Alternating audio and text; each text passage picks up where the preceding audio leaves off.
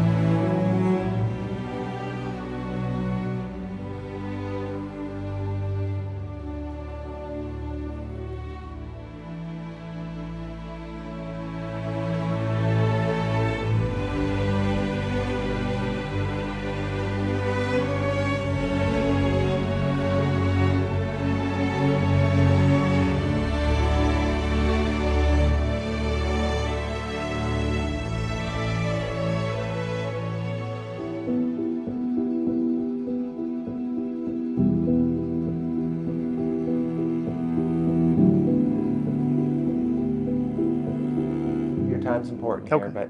but just give me your full name. I know your name just for the camera. Your rank when you retired, Colonel, obviously, Lieutenant Colonel, and just the branch of the military. So just do an introduction for me. Okay, my name is Colonel Jerry Duncan. I retired from the U.S. Army, and after 39 years and 10 months of service, both reserve and active duty time. So. You were in the Army the whole time. I saw the Navy Nope. listed sometimes in your resume. I did a tour in the Navy. Okay. So what branch of the military were you in during Vietnam? Army? I was in the Navy. Navy. Mm-hmm. And I saw you were in Iraq. I was. For about a year. Yep. And then I was also in Iraq. Did 2 tours in Iraq. Did 7 tours altogether in the Middle East. Let's go back to the beginning. You obviously enlisted, I'm assuming. Correct. Okay. Why did you enlist in the military? Family history, or is it just you wanted to serve your country? Family history, and just something I felt like I had to do, wanted to do. When I first went in, my mother had actually stopped me from getting in. And the reason she did was because my brother was in. He was in Vietnam, and we were the only two sole surviving sons. And so as soon as I could, I went in. And, you know, for the first time that I could, you know, in my lifetime, you know, we actually seen the war on TV. And you saw people that you knew. And in our neighborhood, what was interesting, in the neighborhood where we lived, in a 3-block span, within 21 months, there were over 24 young men that were all drafted during that period of time. So in the neighborhood where I lived, I mean, it was pretty amazing, but you never realized that until, you know, that you see all these people leaving. And, you know, one young man did not get to come back. He was killed. I had several wounded and injured, what have you, you know. Some went in the Marines, some went in the Navy, some went in the Air Force, some went in the Army. But it was devastating. And you got to figure also in the neighborhood that most of the people that lived in that neighborhood were all World War II veterans. Our parents were. And here we were again, you know, less than 20, 25 years that we're sending our sons off to war. So I'm guessing you graduated about 68 in high school? 69. 69. So Vietnam was really going at that time. Mm-hmm. And were you concerned? Were your classmates concerned that, you know, you were going to be drafted and sent to Vietnam? I think we all were, you know, at least, you know, and some people didn't think that, I don't know, was it real? Is it a reality that we're going to have to do this? Or, you know, and then you had the fact that you have the draft board that that everybody faced, and I never understood how the draft board worked, but we had one local lady that was the draft board chairperson, and then every month, and they would go through all the kids that were available for the draft. One was my brother, and he didn't make the best grades in school, and he got the tap on the shoulder. In high school, if you had failing grades and you weren't trying to, you know, you weren't doing good, you got drafted. You know, you became 1A, and that's how he got in. And of course, I was thought, my goodness, when he went off to service, I thought, man, I can't believe that they drafted him. You know, so reality came through to me, especially when he got drafted. And then, of course, my other friends that I knew and people that was in that same age, from 65 on up until 70, it was quite an impact on the community, especially a small town like where we lived. So did he come back okay? Yes, he did. He suffered some injuries and stuff, but he came back. You know, obviously he was not the same person, but he came back, still with us today. Still lives with that war just like everybody else, you know, that lived through it. Yeah. So what happened after you graduated from high school? What did you do?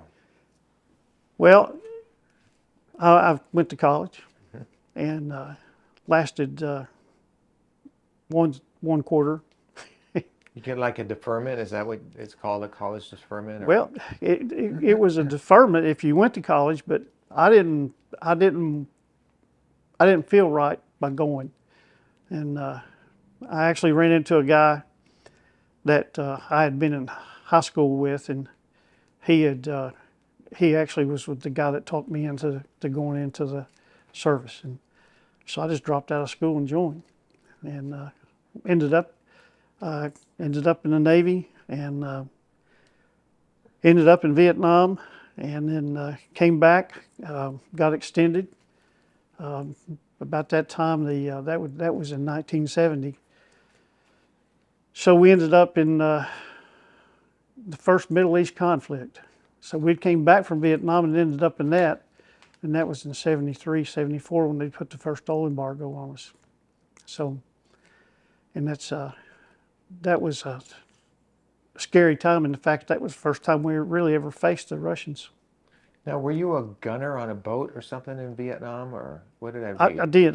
Only for a short period of time, and I ended up on a Mike boat as a volunteer, and this is how really dumb I was.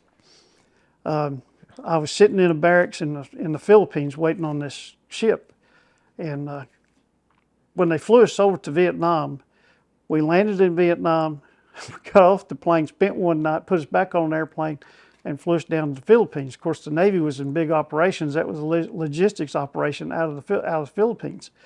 So we'd been down there maybe a month, and this chief comes through, and you got to consider, I mean, I was from East Tennessee. I was a hillbilly that I didn't know anything. And here I'm 18, 19 years old, and I'd never been on a ship. So they come through and they asked us, the chief says, we need volunteers and I need engineers. I thought, boy, that sounds important. I'd like to be an engineer. And little did I know, and he said, these are the rates that we need. So they needed machinist mates, electricians, and those type of rates that it's like, I'll volunteer for that. So we go to Vietnam, I found out what a boat engineer was. That's the flunky that keeps the lights and the belts on the ship and keeps the bilges clean and everything else. And I thought, boy, this is not what I signed up for by any means. But yeah, we actually were, at that time, the Marine Corps was actually pulling back, and we actually were using those boats, those Mike boats, landing craft, to pull all that equipment back out. Were they the Higgins boats, the LCVPs, or not? Well, we called them Mike boats. They were just, sort of like the Higgins boats, the ramps. Yep. And they had gun mounts on them. They'd put M60 mounts on them. So we would actually run like a convoy. They'd put a gunboat in front, and they'd put about 4 Mike boats and a gunboat in the back. And I was really dumb. Boy, I'm telling you, we only took one round one time that I know of, and I didn't even know what it was. And anyway, the chief said, get on that damn gun up there. And so I knew what, so I went up there to get it, and I failed. So I cut my eye. I think I still got a scar here. I thought I got shot. Old chief comes up and starts cussing me out. Get up, get up. So I'm scared to death. But you couldn't see anybody, just all grass, But it was just like harassment.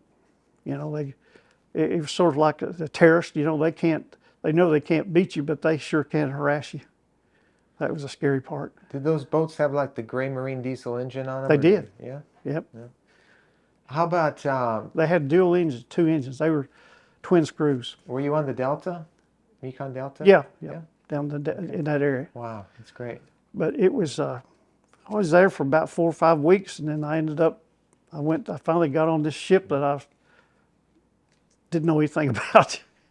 So it was a learning experience, especially for a young man.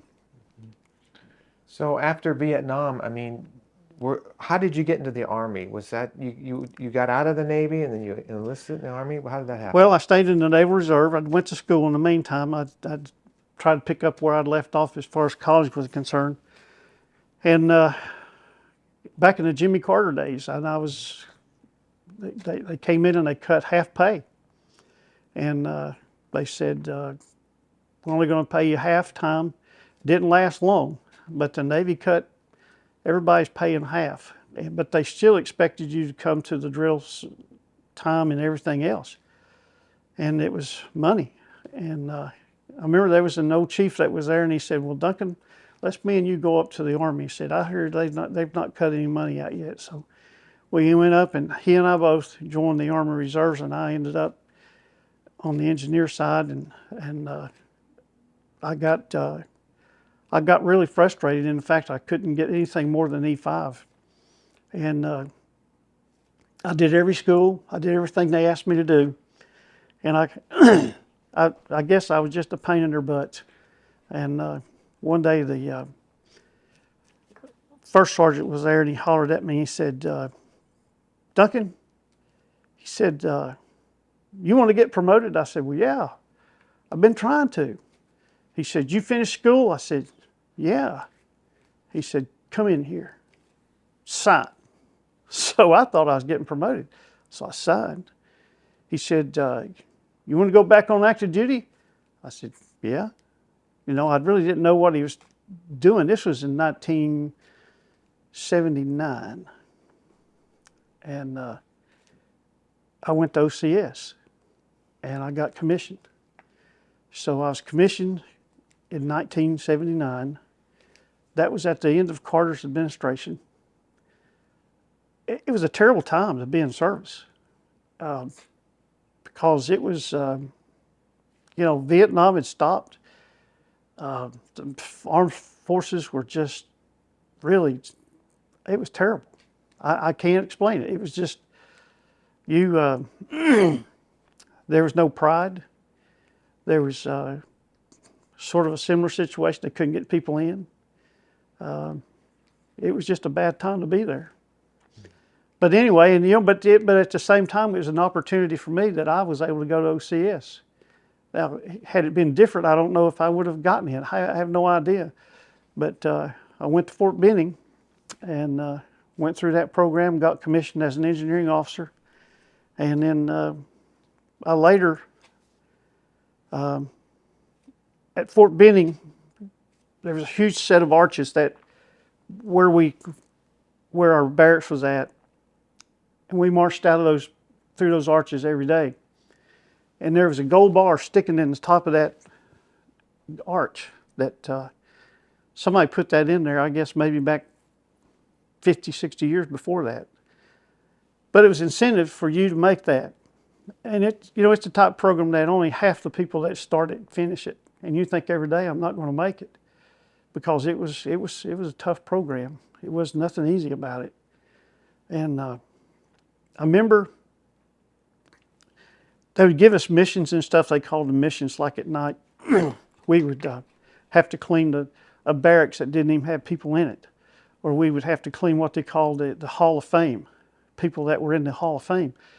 And I remember one time we had they'd be descriptive on what you're supposed to do in this particular mission. Like it's say, go into the Hall of Fame, remove all the chairs, mop the floors, clean it, clean all the trophies, wipe them down, and everything else that were in this place.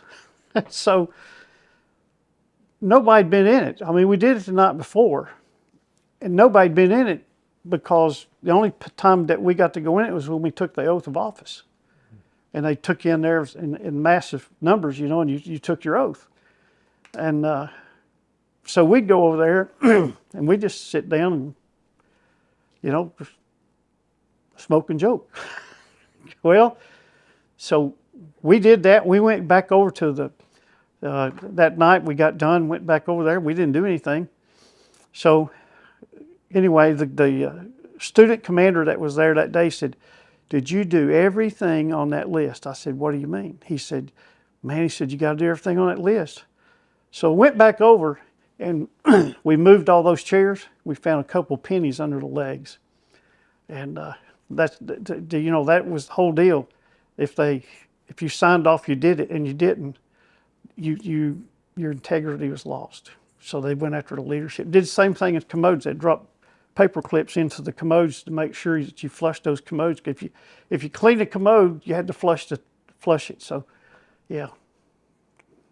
So your tour in Vietnam wasn't like your typical, maybe like your brother, go over for a year, you come back home. No. Did he or you encounter any of the protesting and the things that were going on at that time? My brother did. I did too. Especially in Norfolk. And what happened to you? Just people that would, you would not wear your uniform home sometimes. You would just change in civilian clothes before you'd leave. And if you went off base, you didn't travel in uniform just because of the people would just, I don't know, they just weren't very friendly sometimes to you. I had, the only one time I ever hitchhiked home, I bummed a ride with a guy from Norfolk, Virginia to Stanton, Virginia. He dropped me off at a rest area, and I had my uniform with me, but I didn't have it on. So I thought, well, I'll take a chance. Maybe somebody will pick me up in uniform. So I went into the rest stop, changed my uniform, went out on the exit of it, and I was on a guardrail, and I just had a sign that said Tennessee. Well, second car stops to pick me up as a highway patrolman. Checks my ID card. He said, "You're not supposed to be hitchhiking. I said, I know it. He said, well, what are you doing out here hitchhiking? I said, I'm just trying to go home. He said, in the car. He puts me in the back of this cruiser, and we're driving down the road, and he keeps talking to me, and we keep driving. I thought, well, where's he taking me to? And we keep driving. There was a section of the interstate in Westfield, Virginia that was not finished, so had a lot of truck stops and stuff like that. And he, this is a 2-hour drive. So he pulls into this truck stop, and he said, son, he said, you'll get a ride here, but don't be on the interstate again. So very next truck come by, picked me up, and took me all the way to Tennessee. And I got out, and I was in uniform. So there was a lot of mixed emotions about it. Some people did, some people didn't. But it was, you didn't know whether to wear it. It wasn't until, and living through that, it wasn't until Desert Storm. And Desert Storm changed the attitude of the civilians. And for the first time, I think this country had a lot of respect for the military. And we were proud of the fact that what we were able to do that we didn't do in Vietnam. And at that same time, I think historically we changed the attitudes toward the Vietnam veteran. In fact, I know we did. And people, for the first time, I mean, if I wear a Vietnam hat, people now will sometimes walk up to me and shake my hand and say, welcome home. So it means a lot. Matter of fact, I was in the parade yesterday, and the guy came up to me and said, welcome home, so. But I think that stigma of the Vietnam vet left. And I think the best thing that happened to the Vietnam vet as far as recognition was Desert Storm. Mm-hmm. And there were still some Vietnam vets still on active duty, more so than there was in these last wars. I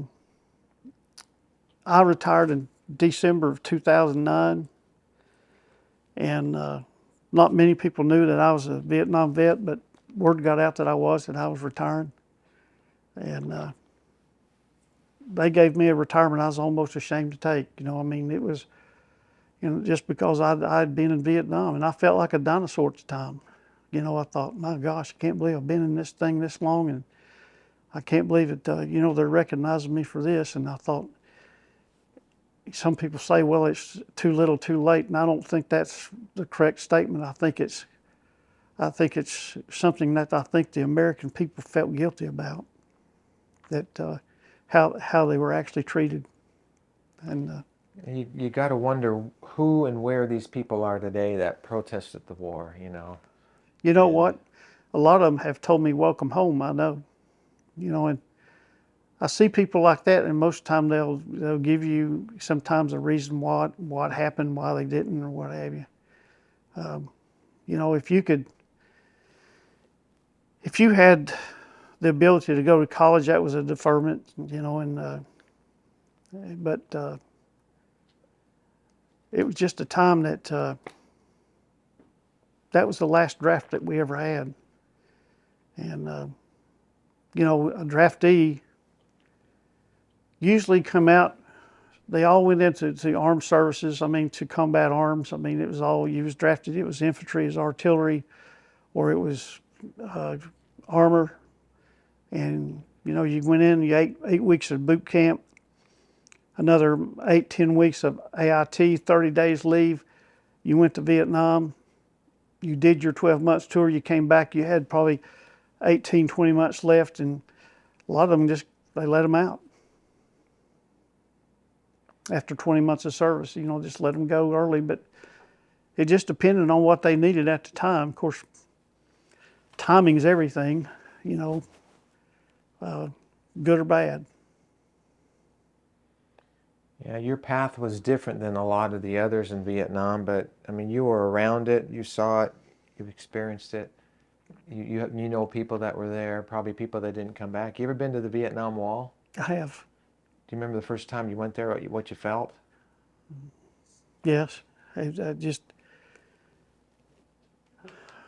proud and sad at the same time. You think about all those that lost their lives, And then, of course, you think of the people, if you personally knew somebody that lost their life over there. And then you think of the people that, some of the people that came back, what happened to them. And that's always, and then, we had a good friend that passed away just last year that had, to me, was a true hero. There's no question about it. And he was severely wounded in Vietnam. And I took my son down there to meet him at his house. And I asked him, I said, his name was Lonnie Bailey. And Lonnie was shot 7 times and survived, but he had lost a big portion of his leg and passed away. And he struggled with that all those years, and I think about it.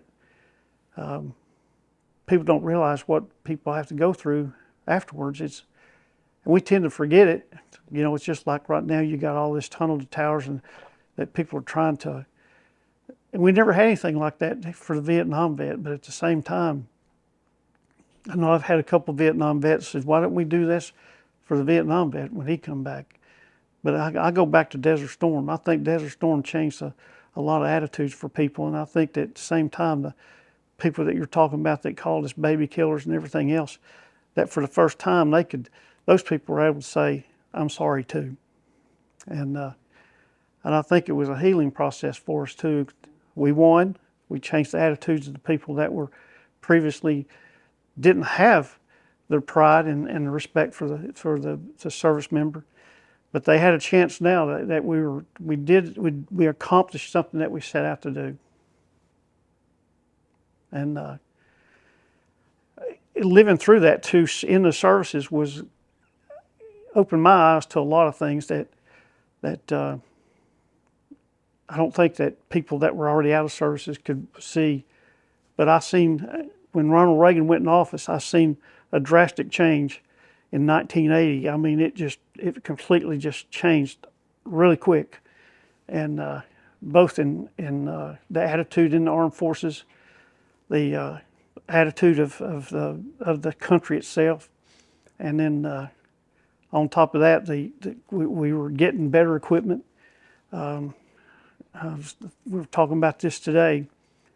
The reserve side and the active duty side and the National Guard, all the armed forces went through a complete overhaul of their assignments and how they were aligned, and then what we were going to do and how we were going to fight the next war. Had we not done that, we would have not been successful in Desert Storm, because we'd completely got rid of the M60 tank. We'd completely gotten rid of what we were doing supplies with the 5-ton drop sides.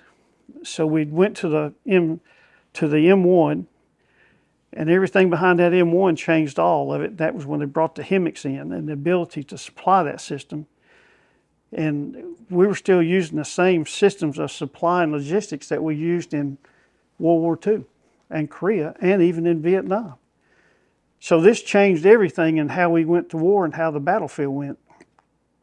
So that was the success, I think, that we got out of Iraq the first time so fast, is that we were able to keep that supply chain and that process going. And it was, it had a big impact, I think. And then, as we were reserves, but at the same time, we had a mission that was with the active component. And we knew that because we'd completely overhauled everything, because the Army had put on the reserve side was mostly medical, engineers, training, and all that was on the reserve side. But when the active component ever went to war, we had to go with them. We knew that we had that mission for the first time. We didn't have that prior to that. So, we were heavily involved in it and did some amazing stuff during that time. And we had brand new equipment, just like everybody else did. And previously it had never been done that way. So you were in Baghdad and Ramadi. Yep. 2 different employments, or was it the same? Same. Engineer officer? Say again? You were an engineer officer? Yes. So what was your responsibilities over there, and what type of units and men were you with the 844th, did I read? I was. Yeah. I was with the 844th, and we were combat heavy. That was in the first Gulf War. And our main mission was build roads, MSRs, military supply routes, runway repair. And we had 4 line units which was all combat heavy, which heavy meant that we had D7s, D8s, 20-ton dumps, and we also had carpenters, plumbers, and whatever we had to do to build whatever the Army wanted. The advantages that we had versus the active was that the engineers were able to, we came to the battlefront, we had dozer operators that had 15, 20 years experience as an operator that could really run the equipment with a very high skill that you can't get that from an 18-year-old kid. That just comes into the services. So we were good at what we did. And one of the most amazing things that we did, and we worked for a guy at the time when we first went into Iraq. We got sent to the northernmost part of Saudi Arabia, and there's a huge berm that was built years ago between Iraq and Saudi Arabia. And this berm was 20 feet high. Well, we were up there, we were assigned to 18th Airborne Corps and 24th ID, 82nd, 101st were all up there together. So we were actually the engineer support for those units. When the war broke out, and of all things, it starts to rain, and the rain in the desert is terrible. So we took our dozers and we went up on went to the berm, and we were getting ready to have a push. We were getting ready to go to war. And I'm going to tell you, we were scared because we had no idea what to expect on the other side. We knew that he had mines. We knew that he had gas because he'd been scudding us for months. So we knew he had the capability. He was not afraid to pull the trigger. But being up on that berm, we never could see any soldiers. Every now and then we would see a Toyota truck or something going down a road over there. So we're sitting up there, and we stay about a week. And it's miserable. I mean, we got ponchos, we got dozers pulled like this, and we got ponchos over them. And this is the only dry spot you can get out of the rain. I mean, if you're eating MREs or whatever, you couldn't eat it because it'd get wet. So we get under a poncho and try to eat it. Well, mud in the desert is terrible. It's real tacky. It's hard to walk in. It's hard to do anything with it. So anyway, our mission at that time was to take out those berms to allow the 101st and 24th ID to invade Iraq. On this particular MSR, it was MSR Georgia. And there was a variety of those MSR. If you ever get a map of it, you can see them. They go from the northernmost part of Saudi Arabia all the way down. And we had engineers all up and down there to take down those berms. I'm up on the berm, and I get a messenger comes up and said, you got to go back to the Tap Line Road, which is an asphalt road, which is about 10 miles from where we're at. And we used that for a supply route. But on the other side of the road is a huge 12-foot oil pipe laying on top of the ground that the Saudis used to transfer their oil down to the Gulf. And we had actually built berms over top of it so we could get trucks over top of it. You couldn't go under it, so we built roads over top of it.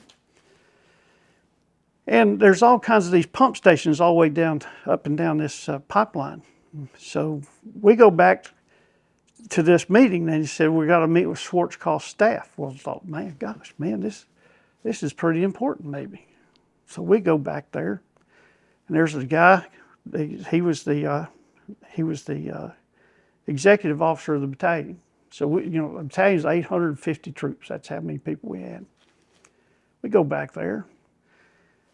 A couple of guys, these colonels, get out of the car. You know, they're supposedly off of Schwarzkopf's staff, and they're Air Force people. They tell us, we need a runway up here. And we tell them, well, if you take us a long time to build a runway, do you see any quarries up here?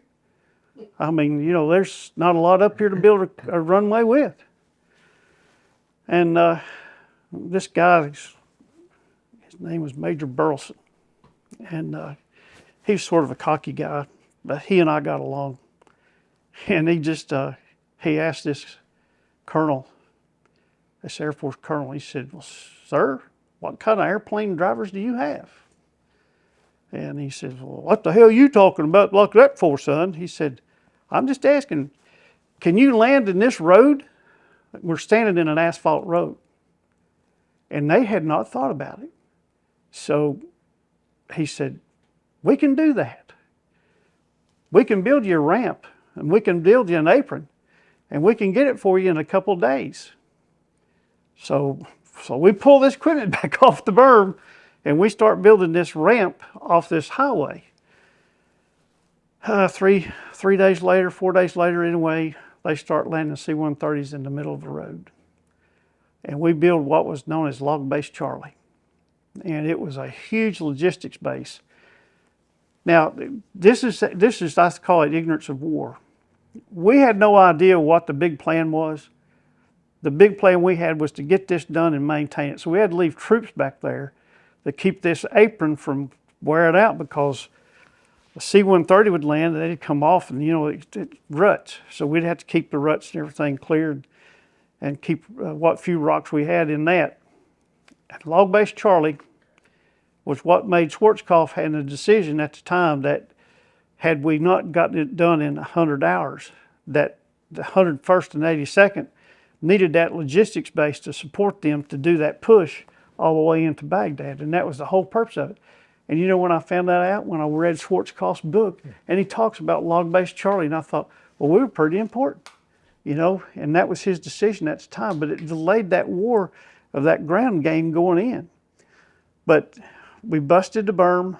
We actually built 50 miles of road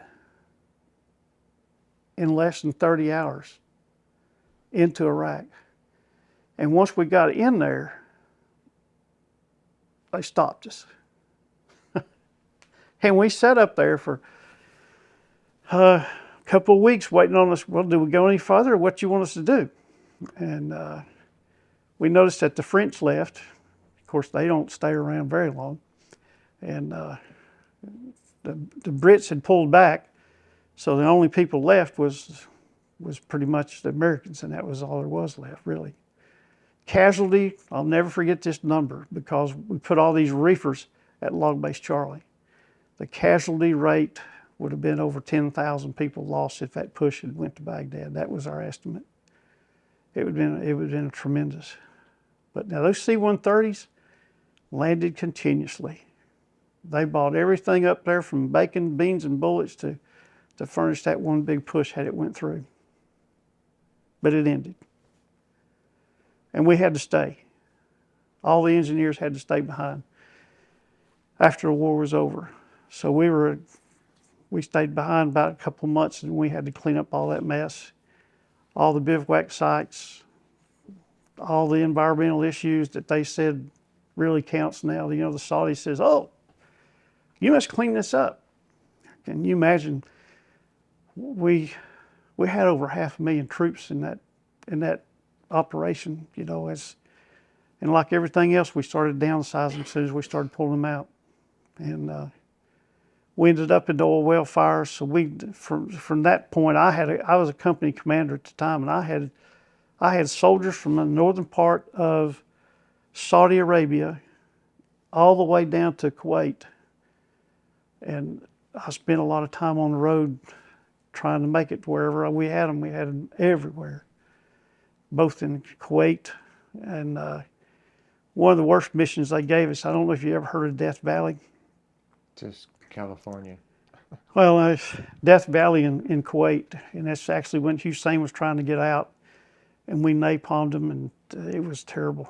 And anyway, they sent us up there to a burial detail, and we were going to dig mass graves, and it was pretty bad. They'd been up there a while. Those people had, and the Air Force did a good job. But when they found out that Christians and Gentiles were going to possibly handle those Iraqis, they I don't know who did it. We went back up there, and all the bodies were gone, had been cleaned up, and we went and pushed the equipment out of the way, and pushed those off the road. And this is what's the interesting part is. I never thought I'd be back in Iraq again. So I go back to Iraq in this last war, and you know where I go right through the middle is Death Valley, and the equipment's still there. But the Japanese had bought all that as scrap metal, and they were in the process of moving that stuff back. And I don't know how much more they got out of it, but there was a lot of tanks, a lot of trucks. I mean, the Death Valley was pretty devastating. So this was the Gulf War you're talking about. Yeah. Yeah. So that's a perspective I've never heard. That's amazing. It sounds to me like you guys were like the Seabees, a construction battalion. We are. So you are the Seabees. Well, we're the engineers of the Army. Well, like in World War II, they called Yeah. them the Seabees. They Yeah. built the roads. They did all Yeah. that. That's amazing. And so you're in Iraq in 2003, 2004. Yep. What were some highlights of that tour? And what were you were commanding troops there? Yes. The Army, with the Corps of Engineers, had went through another realignment of what troops were. So at that time, I was in what they called with 416th INCOM, which was an engineer command. That's a 2-star level command. And we came up with a process called FEDS and FETs, which is Facility Engineer Detachments and Facility Engineer Teams. FEDS had 14, 16 people in it, but the FED team would be assigned to a division level, and they would be the facility engineers for that division commander. Now the team, the FET, consists of about 7 to 8 people, and they would be at a lower level, but they would be more or less in the field doing the same thing, more or less. The FED was a 05 command, and so was the FET, the Facility Engineer Team. Never been used, never had been tried until this last war. So we get into a suburban type warfare. If you remember back when the war was going on, we actually had one of the biggest things was power, water, sewer, food. If you don't have roads, you can't get supplies in.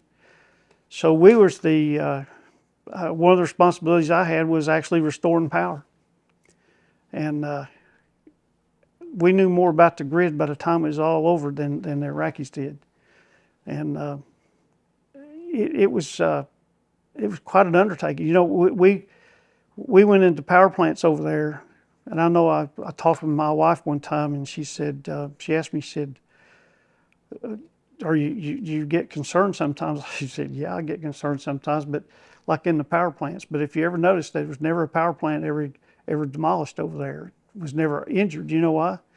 We had the entire Army surrounded them. We had M1s or Bradleys on every corner. I mean, they couldn't get to the power plants, and it was critical to get that power back up and running. And and believe it or not, General Electric and the U.S. contractors had built these power plants in Iraq years ago when we were friendly with them. So for us to go in there and look at those generators, and they were steam operated, it was a good for us because we understood. So we were actually, and we had contracting authority, which helped us in the fact that we could actually find contractors to come in from the U.S. and from all over the world and try to get these power plants back up and running. But then, once you got the power plants up running, they were starting to actually blow the towers down, the power lines. So we'd hire Iraqis to go out and stand guard on the power lines, So we'd have a couple of Iraqis out on every power line out through there, pole, and just, this is your job. And, they didn't have any money. But, in Iraq this last time, you had a total collapse of the government. There was no police, there was no army, there was complete chaos, there was no distribution of food, anything, water, nothing. And the U.S. Army and the Marine Corps and the Navy was all that was there to actually keep this place from getting worse. And the fittest survive. So power became critical in the fact that, people complained about it, and and it was a frown on, you can't even get the lights turned on. And but we eventually did. But mostly done by the fact that we were able to hire contractors out of the U.S. to come in there and actually get those power plants up and get those things running. And Iraqis knew how to run it. The problem was getting them to come in to run it. And I'll give you an example. One of the power plants that we had, huge. It was one of the bigger ones in the south side of Baghdad. And it was all GE equipment. I mean, it was U.S. built. And the Iraqis, as time went on, they would come back because they didn't know what to do. So they would try to come back and work in places where we'd been, or where we were. So we were getting this plant up, and it was running okay. And then all of a sudden, the Iraqis quit coming in. So every day we'd have an operations meeting, and there was I wish I could remember the guy's name, but he was a light colonel. He was a battalion infantry guy. So he'd meet with us. He'd say, well, okay, what do you need? What do you want me to do? And come find out there was snipers on the other side of the river that were shooting at the Iraqis that were standing in line to come to work. So then they got scared to come to work, afraid they'd get killed because of these snipers on the other side of the river. So I tell the infantry guy, I said, can you help us out? I said, man, I don't have people. I don't have the strength to go out there and shoot these guys. Oh, I'll take care of that. I'll send you some snipers tonight. I said, come on. So the power plant's on the river, and then on the other side you had some buildings and power plants, and so he sent us a couple snipers, and they took the bad boys out that night. They were crawling. He said we saw them crawling through this ditch line, all night long. We watched them until they got over here, and said they were getting up on the berm over there and waiting for those guys to get in there to go to work, and they were just picking them off like chickens. And he said we took care of them. I said, do you bury them? He said, hell no, we don't bury them. We don't do that. Let them figure it out. But that was just the kind of stuff that they did that, it was, I've never had experienced that, not at that level. But, in any war, there's all kinds of confusion and chaos, and you wonder how we do it. But I guess like in Vietnam, it's trying to figure out who the enemy is, because, you might be sitting in a meeting with a guy that's going to kill you tonight. And that was, you never could get that trust out there to them. And then they didn't, they really could put a game face on, and there's no question about it that they knew that. Did you have people that were wounded or killed under your command? I didn't. I was fortunate. We were in a number of IEDs. Matter of fact, we were in 3 altogether, and lucky. 2 of the times it was the vehicle in front of us, and in every case there was people that was not under our command, but were actually either killed or wounded in all of those IEDs. So you witnessed some of that? Oh yeah. And during that time we were still soft-sided Humvees. We didn't have the up armored, so we took a lot of casualties because of that. Would they medevac them like they did in Vietnam, or what would they do when they were injured? They were medevaced. In every case, they were medevaced. And, you know, they got the explosives. I mean, there's ordnance laying everywhere in Iraq. Everywhere. You know, and one particular IED, we got hit. We were actually going from Fallujah. We're going through Ramadi, up through Fallujah into Baghdad. And it's probably one of the worst days we had. Anyway, there was some hammocks that were in front of us, and we were behind them. And when you would, and this was with the 82nd. So the 82nd was the command element of the convoy. Of course, before we'd run any convoys, they would always come and they would, you know, the infantry would run all the roads and give you a red, green, or yellow. We had a green that day. All roads were clear, meaning that supposedly there was no IEDs. On the south side of Fallujah, man, they hit us hard and hit one of the hammocks, and both those soldiers were killed. We go past it. We pull over to the side of the road, and by SOP you're supposed to collect the wounded and get all sensitive items, and but they daisy chained us. In other words, they would put an IED on this guardrail, and they knew we were doing that. So if they daisy chained us, there'd be another one down the road. They'd blow it on us again. And just happened to look, and there was another one, a 155 round that was, they duct taped them to the back of the guardrail, and they would spray paint the tape so you couldn't camouflage it. And then they were innovative. Then they'd take a cell phone and stick on the end of it, and they would just call that cell phone number, and that's how they'd detonate them. You know, wasn't accurate, but it was real good harassment. You know, you take a 155 round and set it off, it does quite a bit of damage. Sure does. But like that, blew the guardrail out, went straight through those guys. I mean, just tore them all to pieces. But it, first time I'd ever seen the robots used, or the EOD folks come in and detonated that last IED on us, and that was pretty neat. They come up, they pulled up with the Humvee, and they got the trailer. They got robot rolls out on tracks. They go out and they look at it. They bring the robot back, put a 1/4 pound of C4 on it, take it back out there, and the robot sets it on top of it, and they come back and blow it in place. And I thought that was pretty neat. They kept anybody else from soldiers having to go out there and do it. The uncertainty of war. I mean, in Vietnam, the Viet Cong were maybe like the insurgents, maybe like what you experienced in Iraq, where you don't know if the guy is going to kill you that night, or versus our World War II, even Korea, the line, the front lines. There's no lines in there's no conventional warfare anymore. No. It's over. If the other side had a uniform, it would be easy to figure out who the enemy is. And What do you you know, think? I guess my biggest experience and differences, and I tell people this all the time. When I was 18, 19 years old, I didn't realize the danger. Now, when I went into Iraq, I was 52, and I'd already been in 2 wars.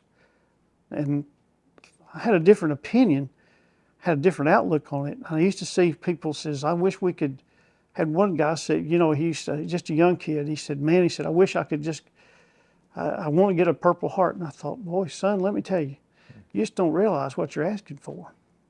But, you know, after you get that first round or get a mortar come in on you, you know, attitudes change fast when you realize that, you know, and I saw that in some faces that it changes. You know, you realize that people kill each other. And I guess the biggest difference that I found that we have a different value of life than the people that I've actually come in contact with, like in Iraq and places. I guess it's because they've seen so much, more than we have. I mean, how many Americans do you know that we don't have people trying to blow our highways up? And I think that that's a reality that comes to us that sometimes it's just you're in a shock and think, I can't believe that. And sometimes it's, at age 52 when I went there, I thought, and you know, I had November the 11th in 2003, my first grandchild was born. That was one of the mornings where my wife had told me that she was going to be born. We didn't have the access to the internet as good, and I went to a Radio Shack. They did have internet. So I told them, I said, I'm expecting a grandchild to be born. Anyway, my wife had sent me a note, said she had been born that day. We went into Fallujah that morning, into Ramadi. And we were going in a convoy out to one of the power plants, and they hit us pretty hard that day. I didn't think I'd ever see her. You know, so that's a memory of mine. Her birthday. Did you say the 3rd or the 11th of November? 11 November. So it's Veterans Day. Yeah. Wow. I'm sorry. Not 11. No. October. I'm sorry. October. Okay. Yeah. So. Wow. So, just a quick question. We don't have to spend time on it, but when do you think the shift happened between the conventional warfare, World War II, the uniform Germans, the Japanese, even Korea, they had uniform, North Koreans, the Chinese came over the border. But in Vietnam, where did this shift come from? This uniformed, I'm your enemy, to this, I call it cowardly warfare, how they're just plant bombs and they're not playing fair. It's like, what happened between Korea and Vietnam and into Iraq that caused the terrorism type of fighting to come out? Somebody's plan? I think that type of warfare has been around for a long time. I think we even experienced it with the Indians to some degree. But it's it's hard to even have a battle plan. How do you plan a battle against somebody that you may be working with? Mm-hmm. I'll give you an example. We, as engineers, we had to go down and convoy every day. Now, this is when we were with the 82nd. Every day, we would have to convoy to downtown Ramadi, and we'd have to meet with the local government. It goes back to there was no money system. There was no way of buying anything. We had given them a little bit of American money, and people were hungry, and as soldiers, we saw stuff that would happen that we couldn't do anything about because, we're soldiers. We can't arrest people. We can't stop all that. And there's no police. But everybody had a gun. The Iraqis had guns. They were laying everywhere. So getting that stability back and getting some kind of government, stand-up government, was a very difficult process, and it was hard. So you were dealing with people that actually had worked with Hussein. So usually the mayor, and then they had just like a regular council of people that were in the Ramadi province, which went from Fallujah all the way, Ramadi went all the way to Syria. It was a big province, and people would come in from all those little towns, and they would tell us, we need water, and we need food, we need all the necessities of life for us to sustain our people. So we would give them American money to buy whatever they needed if they could, or we tried to put the Iraqis to work. So we contracted with Iraqis, or let them contract with other Iraqis, and to fix their sewers and fix their water systems and everything else. But so we're in this meeting, and now I've got an interpreter that's with me in the meeting, and there's a guy that he comes from a place called Hit, and his name was Najee. Najee leans over and he tells me, he said, a few choice words. He said, he's no good. Najee, he's no good. So we have a break. And he comes to me and he said, he's a bad guy. I said, how do you know? Najee was a prisoner of war in the first Gulf War. He was in Hussein's army, a drafted soldier, but he had an engineering degree. He's really a sharp guy. So he got wounded and he was a prisoner of war. He also claimed political asylum. Through that, he was able to come to the U.S., but he knew the doctor that took care of him, the American doctor that took care of him in what was known as Opryland. The reason they called this huge soccer field Opryland as a prison camp is because the Nashville National Guard, or National Guards from Nashville, Tennessee, was the people that stood it up, so they called it Opryland. So anyway, Najee came to the U.S. He looked up this doctor. This doctor was from Blacksburg, Virginia. Najee went through Virginia Tech, went all the way through school, and got a mechanical engineering degree. He was a good guy. There's no question about it. But from him living in the hills of Southwest Virginia, he knew what a hillbilly was. And he said, it's like a Yankees, when he was telling me this, he said, he's not from here. And that's what he was telling me. He said, he's like a Yankee. He does not have a hillbilly accent. You know, and come to find out later, when we left that area of operation, the Marine Corps got hit really bad and hit. And I've often wondered if that guy was not part of it. And that's where the Marine Corps got in trouble up there, when they got, where all of a sudden, you know, not only did they get ambushed, but they had it on video. So they had people videoing this battle they knew was going to come, because they ambushed the Marine Corps up there after they relieved the 82nd in Ramadi. So I don't know, you just never knew about people over there.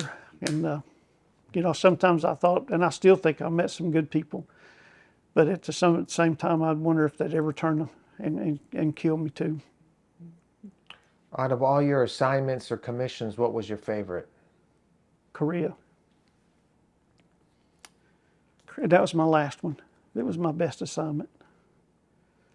And Koreans were still appreciated Americans for what we had done for them.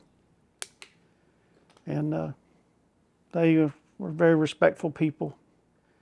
And makes you wonder what's going to happen over there, because they have the same problem we do.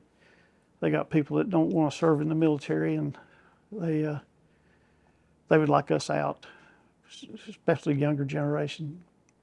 But Korea was a good assignment for me. Got to do some things I never thought I'd ever do. But and I got to serve under another Tennessee guy. It's General B.B. Bell, which he's retired now, and was a good commanding officer. He was 4-star. And that command there is still the same command that MacArthur had. Runs from Australia all the way to Alaska. And got to do things, like I said, I never thought I'd ever do. Were the 2 Bronze Stars service, were they group related, or something you did individually for a Bronze Star? Well, just, you know, did I deserve them? I don't know. It just, I I was awarded a Bronze Star in Iraq, the first Gulf War, and then one in this last one. And then I got the Army Commendation for, I got that one for Valor. And that was in one of the IEDs. And how were you selected for the Hall of Fame in Fort Leonard Wood, and was it Fort Benning too? Fort Benning. So how do you get selected for something like that? What's the criteria? Well, you have to, I think Korea put me over the hump as far as being recognized for that, because that was a big project over there, huge, $16 billion worth. So that plus you got to be nominated, and I was fortunate that was nominated and got into the Hall of Fame in both of them, you know. But you know what? It's interesting you brought that up. When I was in OCS, and I used to clean them trophies, and I thought, man, I just love to be in this, just be in a museum. So, and sure enough, you know, I was honored to be able to get into that. You know, as I say, for an old hillbilly, I guess I did all right. And for an E1, you know, not many people can say there's an E1 at one time. I used to tell people, I don't ask you to do anything I ain't done or won't do. And a good story on that, my Navy experience. We were sent to Panama to build some bridges back during the Sandinistas crisis and all this other stuff. And they sent us down there to build roads and bridges. And I go back to the experienced operators and stuff that we had versus the ones that, you know, the active component didn't have. And so we're down there in Panama, and you just above 50 miles above the canal zone, and you had a river called Rio Indio, which was a huge river. And we were to build a bridge across it, and then other bridges that were tributaries into it. This is triple canopy jungle. I mean, people had never, we were taking mahogany trees out, and sunlight had never hit the ground, you know. And it was a good mission, I'm telling you. And so a lot of funny things happened there, but it was a big mission at the time, and it was an undercover mission. So they classified it as all training, but yet it was the only place in Central and South America that we had offload equipment in the canal zone, but we needed roads to get it where we needed it to go. And we were down there all together about 6 months, I guess, and sleeping right on the ocean, you know. And I'd lay there at night and think, my gosh, if a person had a motel right here, just look at all the money we could make in this place. And that's I was trying to think of the guy's name that was running the country then. Noriega. Yeah, he was all corrupt. He cut the ribbon on the bridge that we built. And at that time, I was a first lieutenant when we did that. But that was and I got to design the bridge, and that was even better. You know, it was a cookbook type bridge, but it was one of the largest timber trestle bridges that we'd ever undertaken to build, and it was quite a big ordeal for us. Just a couple of quick questions and we'll be done. Tell me what freedom means to you, Jerry. You know, freedom means our ability to go from here to Tennessee and not have to ask permission. It's the freedom of expression that we can talk against a politician and not know that we're going to be put in jail for it, and the right that we can worship in the church when we want to, and nobody's going to have anything against us. And I think we've lost some of that. I mean, especially if I express an opinion against the government, I don't expect the government to come after me or to arrest me in any way. And I don't think that it's appropriate for the government to restrict my movement within my own country. But I have experienced that in other countries, and people don't realize that that's one of the things in socialism and communism that they do is they restrict your movement. You just don't say, I'm going to go down the road. You have to get permission to do that. You might get it and you might not. And then it's, could we lose all that? Sure. You're one election away from it, if in every election almost, you know. But if I want to live in Tennessee or I want to live in Florida, I can do that. Mm-hmm. And I just think that it's things that I have seen in other countries that I didn't like. But everybody wants to do what we have got. That's obvious from people that's trying to come into our country now. I think that the other of it is that I think of all the blood that's been shed for what we're sitting here today talking about. And the sacrifices that not only, and this is one of my big concerns. And I really didn't realize this, or we take so much for granted. The Army never built a Jeep. The Army never built a rifle, and the Navy never built a ship, and the Air Force never built an airplane. Our strength is not in the military as much as it was in our industrial strength and our ability to make stuff. The stuff that we need, and just like now, I look at the amount of munitions and stuff that we've sent overseas to Israel. Not that they don't want it. I think we need to do that. But at the same time, we're depleting what we have to protect our own selves. And I can tell you, I don't think the industrial side of it is capable of even putting out anything near what we once had. So that is something that you'll never hear them release. So those are concerns I have right now. And our ability, our Navy, our Navy is very important in the fact that if you go back and look at most wars were started with Navy conflicts. And to be able to man the ships, do we need to draft back? Probably, because I think that these kids need it now. I think that they need to know that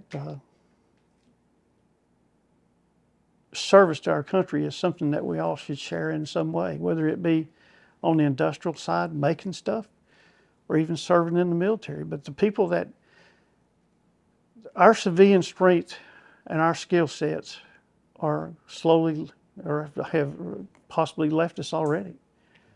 I worry about it. Me too. What does the American flag mean and represent to you? Everything that we have. You know, when they fold the flag, you know, the stripes, the red and white stripes represent the individual. But when you fold it, the stars has got it wrapped in. That's all. That's the country, and that's the individuals are wrapped within our country, and that means as much to me as anything. And every time that I've ever folded a flag or seen a flag given at a funeral, I think about what this individual had done, you know, and it is just something that, you know, I get teary-eyed when we play the national anthem. And the fact that I think about all that we have as not just the military services, but we as a nation. And sometimes what is it going to take to bring us to our knees to recognize the fact that we could lose this, you know? Yeah. And I worry about our generation that's here now. Are they willing to let it go? And is all that we've done in the past in vain? So. Good answer. Thank you for that. At the end of my interviews, if you've watched any of my films, I ask the veteran to look into the camera and just do a salute. And I understand you might want to stand. If you're okay sitting down, you got your cover on. But could I do that for me? Okay, I sure will. Thank you, sir. God bless you. Well, thank you. Appreciate people like you. It's important to get this out, especially for our younger generations, the history of what they aren't getting in the schools. I mean, it's very important. Yeah. Well, I was looking at Jay a lot, and Jay was one of those 24 that got taken. My brother and all of them are at the same time. And I tell Jay this all the time, I think about my dad. Mike's dad's another good example. My dad sent both his sons off to battle. And I can remember the day my brother went in the Army, my dad was sitting on the front porch waiting on a ride to go to work, and I could hear him crying. And I never really saw Dad cry much at all. But I remember that day well. But my mother, I think that she literally, I've told Jay this, my mother, every night, she would go in the living room before we was all in bed. Sometimes I'd sneak around, I'd hear her, she'd be praying for every one of those young men. She'd call their names out. She did it every night. But, I appreciate you doing this. We're still on camera. I want to shake your hand on camera. Okay. Thank you for your You're service. welcome. Thank you for being here today, coming from Tennessee, and it's a pleasure and an honor to meet you, sir. Well, same here, same here. Just give us a 3 count here. 1, 2, 3, cheese.